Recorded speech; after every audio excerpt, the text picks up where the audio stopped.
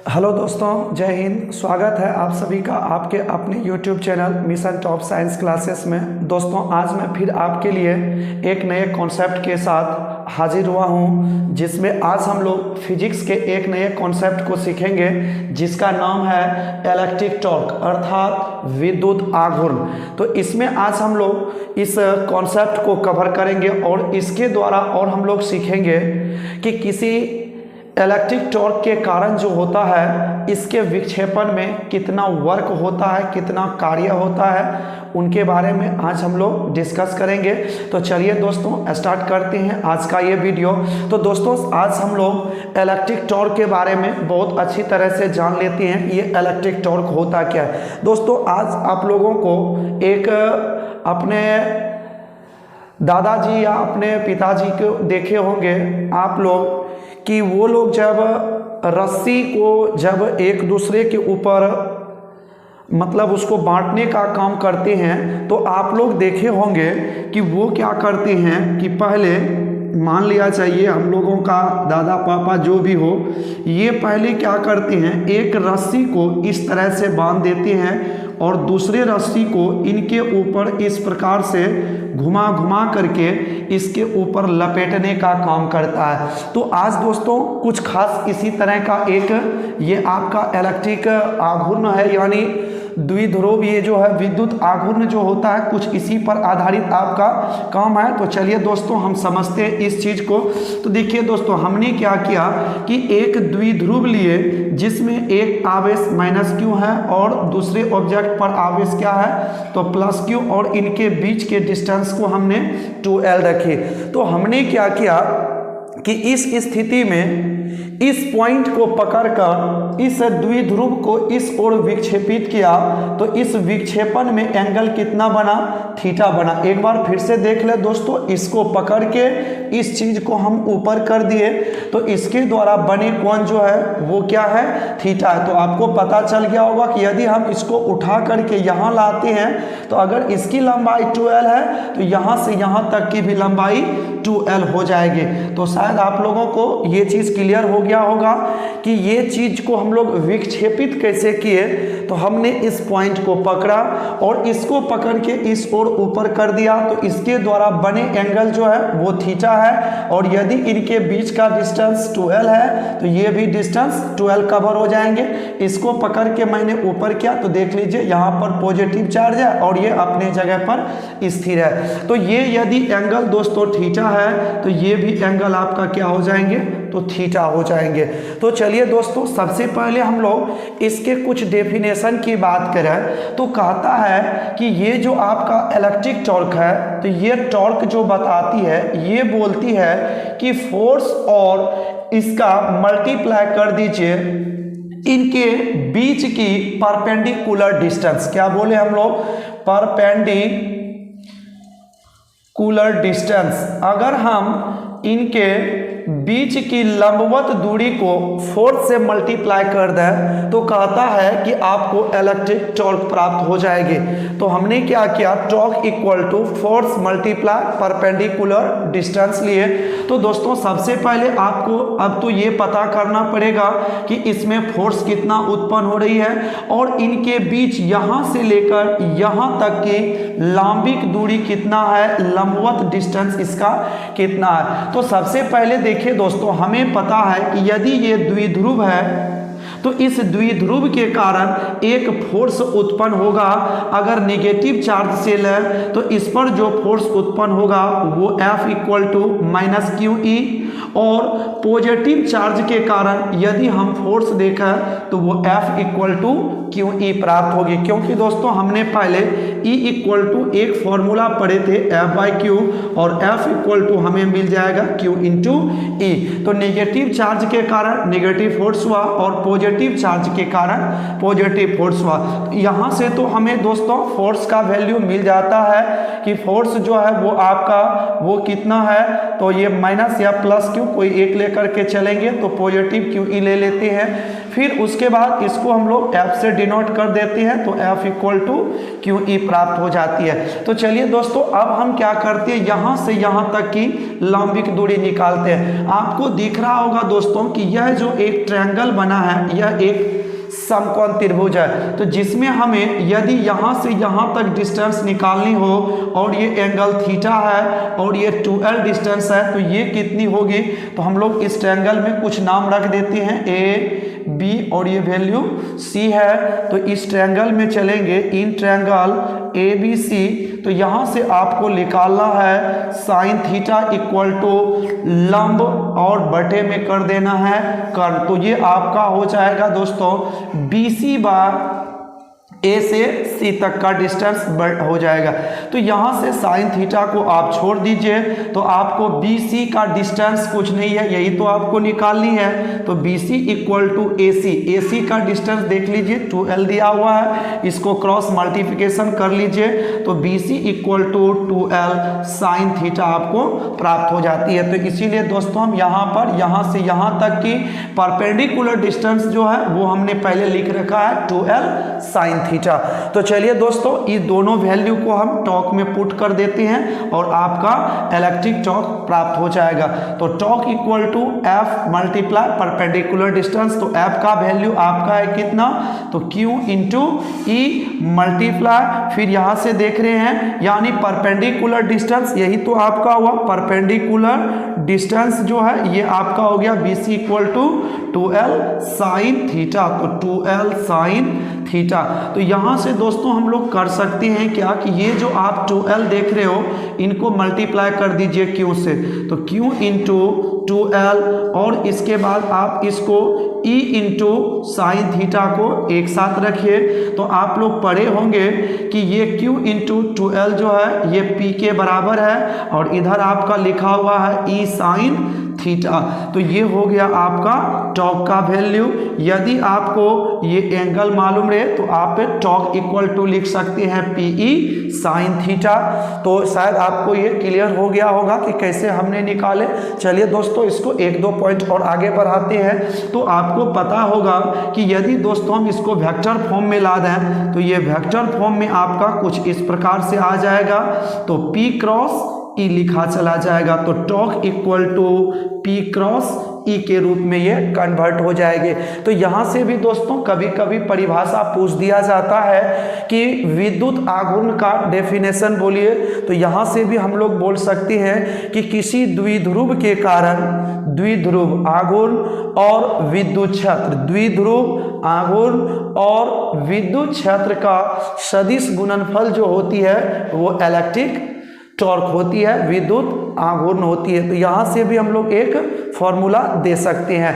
तो चलिए दोस्तों, इसके यूनिट की अगर हम लोग बात करें SI यूनिट क्या होती है, तो सबसे पहले यहाँ से भी एक यूनिट इसका निकल सकती है कि टॉर्क इक्वल टू जो लिखा हुआ है फोर्स मल्टीप्लाई परपेंडिकुलर डिस्टेंस। तो सबको पता है कि फोर्स का जो आपका जो SI यूनिट होता है वो आपका होता है न्यूटन और डिस्टेंस का क्या हो जाता है, तो मीटर। तो यहाँ से हम दोस्तों ये बोल सकते हैं कि विद्युत आघूर्ण का SI मात्रक न्यूटन मीटर होती है। उसके बाद दोस्तों एक और बोल सकते हैं कि ये जो आप देख रहे हो यहाँ से भी हम एक आपका SI यूनिट तैयार कर सकते हैं। जैसे आप यहाँ देख रहे हो ये विद्युत द्विध्रुव आघूर्ण है, तो विद्युत द्विध्रुव आघूर्ण का SI मात्रक क्या होती है ये तो आपको पता ही होगा, क्योंकि आप देख लीजिए इसका फॉर्मूला क्या लिखे हैं Q इंटू 2L। तो यहाँ से भी आप लिख सकते हैं। तो इसका SI यूनिट हो गया coulomb metre into electric field का मात्रक जो होता है वो आपका होता है न्यूटन प्रति कूलम्ब। तो ये भी काट दीजिए। तो देखिए आपका दोनों जगह से सेम आपका SI यूनिट मिल रहा है। तो इसीलिए दोस्तों हम बोल सकते हैं क्या कि टॉर्क का SI यूनिट जो है वो क्या है, तो न्यूटन मीटर होती है। तो चलिए दोस्तों, आपको ये हमारी वीडियो पसंद आई होगी। शायद आप अपना ये टॉपिक एकदम मस्त तरीके से क्लियर कर चुके होंगे। यदि आपको हमारी ये वीडियो आपको पसंद आया हो तो ज़रूर दोस्तों में अपने शेयर कीजिए। आप यदि हमारे चैनल पर नए जुड़े हो तो प्लीज़ हमारे चैनल को सब्सक्राइब कीजिए, ताकि मैं इस तरह की वीडियो और नए कॉन्सेप्ट को आपको लेकर के आऊं और नए सिरे से नए तजुर्बे के साथ मैं आपको आपके फिजिक्स में इतने बेहतर कर दूंगा ताकि आप अपने जीवन में फिजिक्स को A1 मान सकते हो। चलिए मिलते हैं नेक्स्ट वीडियो में, तब तक के लिए धन्यवाद।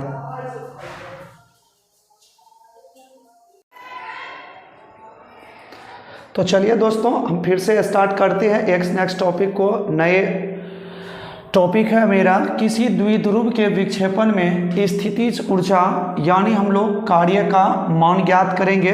तो इससे पहले हमने सीखा कि विद्युत आघूर्ण क्या होती है और हम लोग एक फिर नए कॉन्सेप्ट को लिए जिसमें आज हम लोग जानते हैं कि किसी द्विध्रुव के विक्षेपण में स्थितिज ऊर्जा यानी कार्य का मान हम लोग ज्ञात करेंगे। तो चलिए दोस्तों देखिए, सबसे पहले हमने क्या किया, तो एक द्विध्रुव लिए जिसमें एक पर चार्ज निगेटिव है और दूसरे पर चार्ज पॉजिटिव है। तो फिर हमने वही कार्य किए कि इस बिंदु को पकड़ के रखे और इस चीज़ को इस ओर घुमा दिए। तो इनके बीच का जो एंगल है वो क्या है, एक स्मॉलेस्ट एंगल में लिए, यानी एकदम न्यूनतम कोण डी थीटा मान करके चले। इस प्रकार से हमने इसको मूव किया है। तो ऐसे सिचुएशन में कितनी पोटेंशियल एनर्जी उत्पन्न हुई और इसके द्वारा कितना वर्क हो पाया उसके बारे में हम लोग इसमें सीखते हैं। तो देखिए दोस्तों, सबसे पहले क्या होती है कि एनर्जी जो होती है, एनर्जी वो आपका होती है फोर्स इनटू डिस्प्लेसमेंट, ये होती है आपका फॉर्मूला एनर्जी निकालने की। फोर्स मल्टीप्लाई डिस्प्लेसमेंट निकालते हैं। तो सबसे पहले यहाँ देखिए दोस्तों, यहाँ जो आपने इसको द्विध्रुव आघूर्ण की स्थिति लाए तो यहाँ एक फोर्स उत्पन्न होती है टॉर्क के रूप में। तो यहाँ से हम लोग फोर्स के जगह पर लिख देंगे टॉर्क, और उसके बाद ये जो डिस्प्लेसमेंट है आप देख ही रहे हो कि यहाँ जो है इसमें एंगुलर डिस्प्लेसमेंट हो रहा है, कोणीय विस्थापन हो रही है। तो यहाँ से हम लोग इसको लिख देंगे एंगुलर डिस्प्लेसमेंट, एंगुलर डिस्प्लेसमेंट। और इसमें आपने सीखे कि टॉर्क जो होती है वो आपकी होती है कितनी, तो PE साइन थीटा, और उसके बाद एंगुलर डिस्प्लेसमेंट जो है वो आपकी कितनी है, तो डी थीटा है। आप एनर्जी निकाल रहे हो यहाँ पर पोटेंशियल एनर्जी, तो आप लोग दोस्तों इसको EP लिख सकते हो। उसके बाद इसमें देखिए दोस्तों आपका फोर्स का वैल्यू हो गया कितनी, तो PE साइन थीटा, और एंगुलर डिस्प्लेसमेंट आपकी कितनी है, तो डी थीटा है। तो यहाँ से तो आपको क्या करना पड़ेगा, तो इंटीग्रेशन कर दीजिए इनका। तो इंटीग्रेशन कीजिएगा तो इंटीग्रेशन में आपका निकल के आ जाएगा यहाँ से कि integration of PE sine theta D theta. तो ये PE को आप बाहर कर सकते हैं, तो आपका हो गया साइन थीटा डी थीटा, और साइन थीटा का इंटीग्रेशन दोस्तों हो जाता है माइनस कॉस थीटा। तो इस प्रकार से एनर्जी जो है ये आपका EP इक्वल टू निकल के आ जाएगा, EP equal to minus PE cos theta. तो इस प्रकार से ये जो एनर्जी है ये आपका ये पोटेंशियल एनर्जी निकल के आ गया। उसके बाद यही एनर्जी जो है दोस्तों EP, यही एनर्जी आपका कन्वर्ट हो जाती है वर्क में, कार्य में, क्योंकि ये वर्क जो है वही एनर्जी होती है और वही एनर्जी आपकी वर्क होती है। तो यहाँ से यदि हम लोग बोलें कि ये एंगल का जो चेंज हुआ है ये आपका θ2 से चेंज हुआ है θ1 की ओर, तो हम लोग बोल सकते हैं दोस्तों कि EP इक्वल टू यहाँ से माइनस पी ई इंटू, एक बार यहाँ से हम लोग चेंज करेंगे तो यहाँ आपको एक बार कॉस थीटा 2, उसके बाद इसमें आ जाएगा कॉस थीटा 1। तो इस माइनस से आप लोग दोस्तों मल्टीप्लाई कर लीजिए तो ई पी इक्वल टू आपको हो जाएगा P E into cos theta 1 minus cos theta 2। If यदि हम दोस्तों थीटा 1 का वैल्यू 0 डिग्री रखते हैं और थीटा 2 का वैल्यू थीटा रखें तो यहाँ से ई पी इक्वल टू प्राप्त हो जाती है P E into cos 0 degree minus cos theta. तो P E into cos theta 0 degree में दोस्तों 1 हो जाएगा माइनस कॉस थीटा। तो यही तो वैल्यू आप जो ई पी निकाले यही तो वर्क में कन्वर्ट होती है P E into 1 minus cos theta. तो दोस्तों ये आपका व्यंजक हो गया कि W equal to P E into 1 minus cos theta होती है। तो ये रहा आपका किसी द्विध्रुव के विक्षेपण के सिचुएशन में कितना पोटेंशियल एनर्जी प्राप्त होती है और इसी चीज को यदि हम वर्क में कन्वर्ट करें तो इसकी वैल्यू कितनी प्राप्त होती है। तो दोस्तों आज का ये क्लास आपको बहुत बेहतर लगा होगा और आपको 12th के एग्जाम से बोर्ड एग्जाम की दृष्टि से बहुत इंपॉर्टेंट क्वेश्चन है। दोस्तों एक बात बतानी थी कि ये दोनों पॉइंट जो है पोटेंशियल एनर्जी एंड वर्क और इससे पहले जो हमने टॉक पढ़े तो इसका शायद क्वेश्चन हमने देखा था इसमें जो 2021 या 22 में ये जेई का एग्जाम हुआ था तो उसमें भी ये से रिलेटेड न्यूमेरिकल्स पूछे गए थे। तो दोस्तों आप लोग इस टॉपिक को ध्यान से पढ़ लें, समझ लें, ताकि आप अपने 12th के साथ साथ भविष्य में आप यदि कभी आप IIT जेई जैसे एग्ज़ाम की प्रिपरेशन करते हैं तो आपको इनसे काफ़ी मदद मिलेगी, काफ़ी सीखने को मिलेगा। तो चलिए दोस्तों आज का क्लास करते हैं यहीं पर समाप्त। यदि आपको हमारी ये वीडियो पसंद आया होगा तो ज़रूर लाइक करें, सब्सक्राइब करें और अपने दोस्तों में शेयर ज़रूर करें। जय हिंद। मिलते हैं अब नेक्स्ट वीडियो में नए टॉपिक के साथ। धन्यवाद।